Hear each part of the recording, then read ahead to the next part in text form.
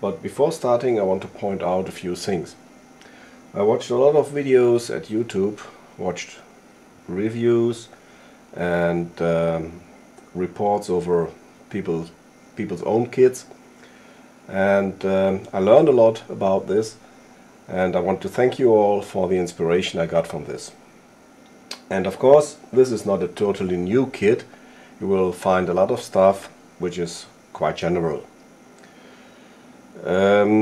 I found out with ready-to-buy kits that there is often an issue about the one or the other item. For example, in some kits you get quite a good wire saw, but a cheap knife. So I decided to put together my own EDC Survival Kit. When buying stuff together, I was torn between getting quality items and not to spend a fortune on the kit. But then, when in doubt, I opted for quality, because I believe that in an emergency situation I will have enough stress out of the situation itself, and I don't need additional stress from faulty equipment. Then I tried to analyze my needs. I'm not that much into hiking. I spend my holidays camping on a campground and sailing on a sailboat. And finally, this is a working process. Maybe I'll take some things out in the future, or add or replace other items. And for that, I would gladly appreciate your suggestions. Excuse my English, it's not my natural language.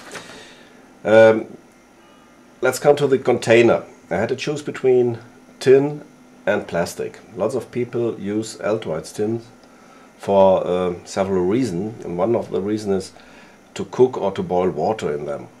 But seriously, how effective will this be? I saw some pics on a site by Army Ranger Rick, which I highly recommend. It's a very good site. And he made pics of tin containers after exposing them to heat, and they didn't look very well. And maybe you get more poison from the burning paint than you kill germs in the water. Anyway, an Altoids tin wasn't big enough for all my stuff. So I had to go to this box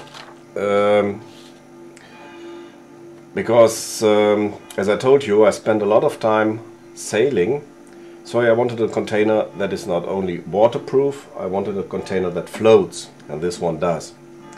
And I wanted it waterproof not by wrapping duct tape around it.